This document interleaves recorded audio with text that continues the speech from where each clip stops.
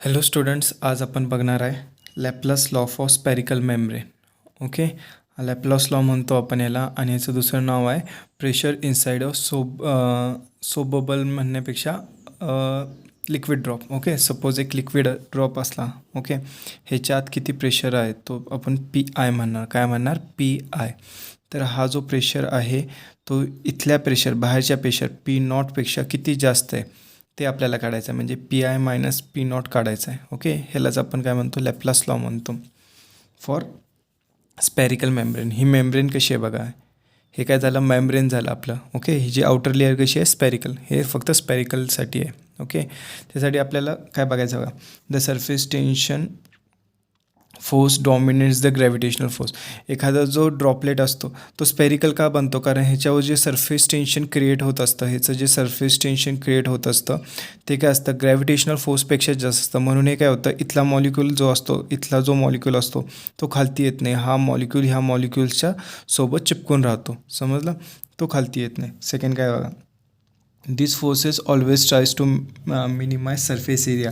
बस second condition काय असते, मी काय सांगितलं होतं तुम्हाला, की कुठलीही सिस्टीम ती काय करते, आपलं एनर्जी कमी करायला बघते. कधी पण काय एनर्जी कमी करायला बघते. सेम केसमध्ये काय होतं, की हा जरी दुसऱ्या शेपचा पहिला स्टार्टिंगला असला तर तो काय करतो, स्पेरिकल शेपमध्ये कन्वर्ट होतो. कारण स्पिअरचा सरफेस एरिया कमी असतो.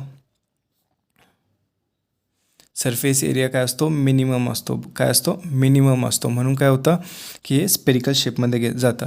बरं, the bubble does not collapse because the resultant of the external pressure and force of surface tension is smaller than the pressure inside the liquid. Okay, बरं, हे कोलॅप्स का नाही होत? आता इथं बाहेरनं प्रेशर लागतं आहे, बरोबर. सरफेस टेन्शनचा फोर्स एक आहे, बाहेरचा फोर्स एक आहे. हे प्रेशर ॲटमॉस्फेरिक प्रेशरचा एक फोर्स असतो, सरफेस टेन्शनचा एक फोर्स असतो जो ॲक्टिंग असतो टेंजेन्शियल. तरी हे बबल तुटत नाही, म्हणजे कोलॅप्स होत नाही. ओके, का? कारण जे इनसाईड जे प्रेशर असतं ते काय असतं, ह्या दोघांच्या रिझल्टंट प्रेशरपेक्षा जास्त असतं. काय असतं? दोघांच्या रिझल्टंट प्रेशरपेक्षा जास्त असतं. मग आपल्याला काय बघायचं आहे आता, हे प्रेशर इनसाईड किती आहे ते बघायचं आहे, और जे ह्या दोघांचा डिफरन्स किती आहे ते बघायचं आहे. ओके, सपोज मी एक काय घेतो, ड्रॉप ऑफ लिक्विड घेतो. काय घेतो? Drop of liquid. कसं असणार? स्पेरिकल असणार, बरोबर. त्याचं रेडियस किती आहे? आर आहे. त्याचं रेडियस किती आहे? आर आहे. मी काय केलं, ह्याचं थोड्या अमाऊंटनं रेडियस वाढवलं. कसं? थोड्या अमाऊंटनं. ओके, जर थोड्या अमाऊंट म्हटलं तर मी काय म्हणणार आहे, मी असं म्हणणार ह्याचं मी जे रेडियस आहे ते डेल आर वाढवलं आहे. किती वाढवलं आहे? Del R. थोडा अमाऊंट म्हणजे आपण डेल घेतो, बरोबर. तर न्यू रेडियस किती असणार आहे? R plus del R. New radius किती असणार आहे? R plus del R. बरं, स्टार्टिंगला ह्याचा सरफेस एरिया किती असणार आहे? त्याला मी A1 म्हणणार. सरफेस एरिया किती असणार आहे? A1. तो काय असणार आहे? 4πr². काय असणार आहे? 4πr².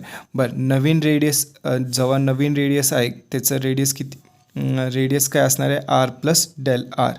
जो नवीन स्पियर, हा डॉटेड स्पियर आहे, ह्याचा रेडियस किती असणार आहे? R plus del R. त्याचा एरिया मी A2 म्हटला तर त्याचा सरफेस एरिया किती असणार आहे? 4πr plus del R whole square.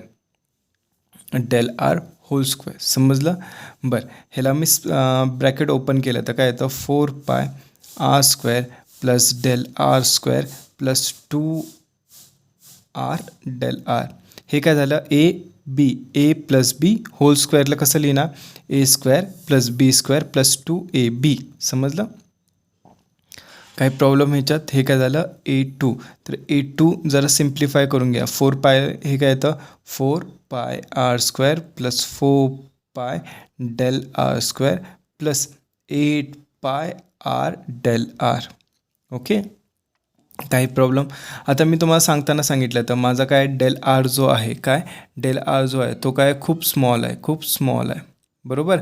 मग del R square is near about 0 असणार और नेग्लिजिबल असणार, बरोबर. डेल आर स्क्वेअर काय असणार? नेग्लिजिबल. म्हणून ही जी डेल आर स्क्वेअरची टर्म आहे ही काय असते? नेग्लिजिबल. ओके, तर ही काय करतो आपण? कट करतो. काय करतो? कट होतो. मग A2 काय राहतो आपला? 4πr² plus 8πr del R, बरोबर. मग चेंज इन एरिया काय झाला आपला, चेंज इन एरिया आपण कसं लिहिणार, A2 मायनस A1. काय लिहिणार, चेंज इन एरिया किती झाला, A2 मायनस A1. A1 किती आहे बघा, 4πr². इथं लिहिलं आहे ना 4πr². A1 सॉरी A2 पहिला लिहायला लागेल ना, A2 काय येतं, 4πr² plus 8πr del r minus 4πr². Okay. मग 4πr² कट, तर काय येतं 8πr del r. हे काय येतं A2 मायनस A1. समजलं, काय येतं A2 minus A1 is equal to 8πr del r. हे काय झालं, चेंज इन एरिया. ह्याला मी DA म्हणू शकतो. काय म्हणू शकतो, DA is equal to 8πr del r. समजलं एवढं इथंपर्यंत. बरं. आत्ता आपण एका व्हिडिओमध्ये बघितलं तर बघा, एक फ्रेम असते. ओके. त्याचा आपण काय करतो, एरिया चेंज करतो. बरोबर, एरिया चेंज करतो. तर त्याचं सरफेस एनर्जीचं इक्वेशन काय होतं, DW is equal to T into DA. बरोबर, T इंटू DA. हे काय होतं, सरफेस एनर्जीचं, where T is surface tension, where T is surface tension, DA is change in area.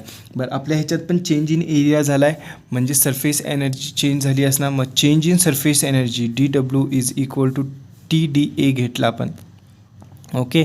तर change in surface energy DA ची value किती आलेली आहे मागच्या ह्याच्यामध्ये, जर तुम्ही जरा मागं जाऊन बघितला तर काय भेटेल तुम्हाला, 8πr del r ही व्हॅल्यू आलेली आहे. काय आलेली आहे, सरफेस एरियाची change in surface area 8πr del r. तर मी इथं लिहितो T into 8πr del r. हे काय झालं आपलं surface energy, change in surface energy. Surface energy किती चेंज झाली आहे, बरोबर, सरफेस एनर्जी. ओके. बरं, सेकंड, आता आपण जे बबल बघितलं, ओके, त्याच्या ह्याच्यामध्ये इनसाईड प्रेशर PI असणार आहे, आउटसाईड प्रेशर P0. तर एक्सेस प्रेशर काय, हे जे एक्सेस प्रेशर काय असणार आहे, excess pressure is equal to excess force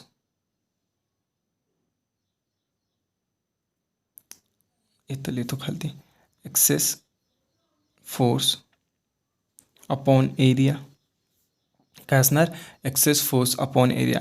मग जर आपल्याला एक्सेस फोर्स काढायचा असणार, प्रेशर काय असतं, pressure is equal to force upon area. मग एक्सेस प्रेशर काय असणार, एक्सेस फोर्स अपॉन एरिया.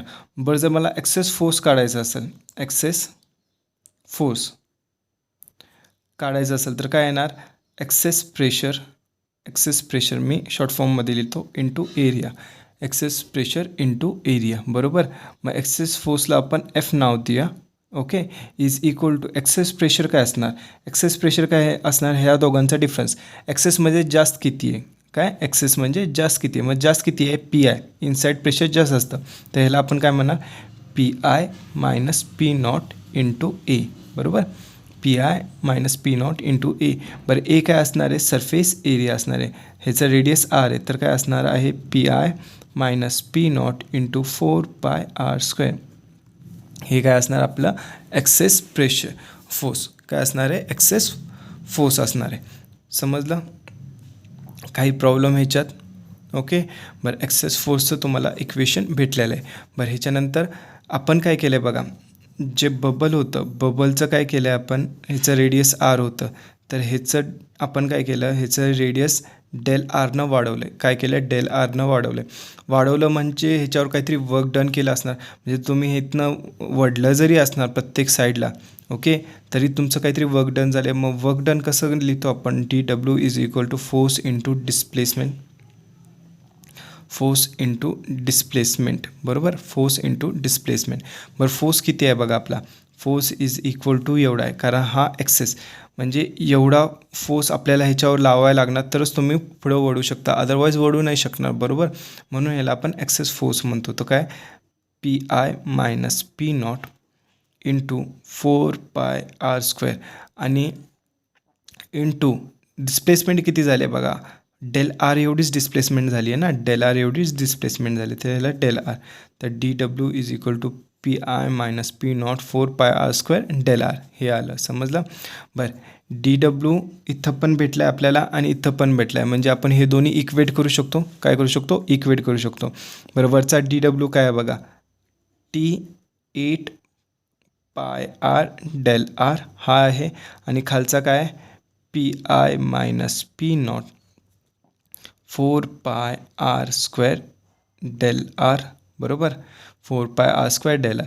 मग डेल आर कट होतो, पाय कट होतो, एक आर इथला कट होतो, एक आर इथला कट होतो. बरोबर, 4 1 जा 4 2 जा. बरोबर, तर इथं काय राहतं, 2t राहतं is equal to P I minus P naught आणि इथं एक आर राहतो बघा, इथं एक आर राहतो into R. Therefore P I minus P naught is equal to 2t/r. काय येतं, 2t/r. 2t/r. P I minus P naught is equal to 2t/r. This equation gives excess pressure inside liquid. Okay, हे जे excess pressure आहे म्हणजे pressure जे liquid drop आहे त्याच्यामधलं pressure minus outside pressure. Okay, ह्या दोघांचा जो डिफरन्स आहे ते आपल्याला हे इक्वेशन देतं. ओके, ह्यालाच आपण काय म्हणतो, Laplace law for spherical membrane. बरेच वेळेस विचारताना आपल्याला pressure inside the liquid drop असं काय विचारत नाही, ते क्वेश्चन कसं विचारतात, Laplace law for spherical membrane म्हणजे आपल्या बोर्डाच्या परीक्षेला. तर हे तुम्हाला असं डिराईव्ह करायचं आहे. समजलं. हे नोट्समध्ये मी डिराईव्ह नीट लिहून दिलेलं आहे, तुम्हाला आता समजावं म्हणून मी स्पेशली वेगवेगळं थोडंसं करून समजावलेलं आहे.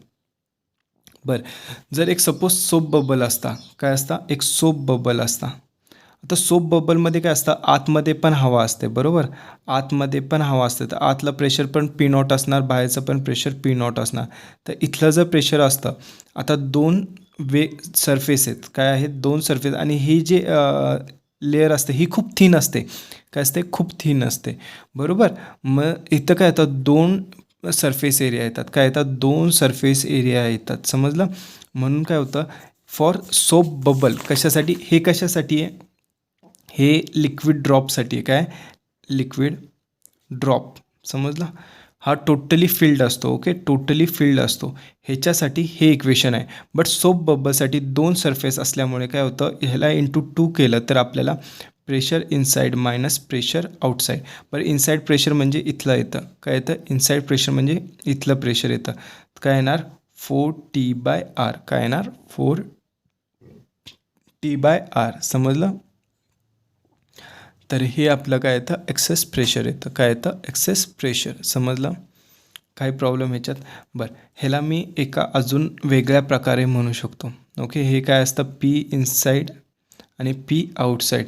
बरं, हा भाग जर मी असं म्हटलं, हे काय झालं, कॉन्केव्ह झालं. बरोबर, हा जो आतला पार्ट आहे तो काय झाला, कॉन्केव्ह, आणि बाहेरचा पार्ट काय झाला, कॉन्वेक्स. काय झाला, कॉन्वेक्स. आतला पार्ट काय झाला, कॉन्केव्ह, आणि बाहेरचा पार्ट काय झाला, ह्या इथल्या बाहेरचा पार्ट काय झाला, कॉन्वेक्स. तर मी असं म्हणू शकतो, आता आतला पार्ट म्हणजे काय, आतलं प्रेशर किती आहे, पी इनसाइड. तर ह्याला मी काय म्हणू शकतो, प्रेशर, जो कॉन्केव्ह पार्ट असतो तो कॉन्केव्ह पार्टच्या आतला प्रेशर काय असतं, पी इनसाइड असतं. ओके, काय असतं, पी इनसाइड. ओके, मग कॉन्केव्ह, ह्याला मी कॉन्केव्हनं रिप्लेस करू शकतो. पी इनसाइडला concave minus P convex is equal to काय येणार, 2t/r. काय येणार, 2t/r फॉर लिक्विड ड्रॉप आणि 4t/r फॉर बबल. काय येतं, फॉर बबल. हे कशासाठी, आपलं बबल जे आपण जत्रेत त्यांनी बघत नाही का, सोप बबल असतात. काय, सोप बबल. समजलं, फॉर सोप बबल. तर ह्याला आपण म्हणताना हे कधी कधी काय होतं, वेगवेगळं. आता जर आपण नेक्स्ट हे करणार आहे त्यावेळेस तुम्हाला हे समजेल, कॉन्केव्ह मायनस कॉन्वेक्स का म्हटलं आहे. काय येतं, 2t/r. काय येतं, 2t/r. तर हे नीट डेरिवेशन करा, खूप इम्पॉर्टंट आहे तुमच्या बोर्डच्या एक्झामसाठी. कशासाठी, बोर्डच्या एक्झामसाठी. आणि हे इक्वेशन पार्ट ठेवा, P I minus P naught is equal to 2t/r आणि P I for liquid drop आणि P I minus P naught is equal to 4t/r for soap bubble. हे दोन इक्वेशन तुम्हाला पार्ट ठेवायचे आहेत. ओके, सो नेक्स्ट लेक्चरला बघूया. Bye.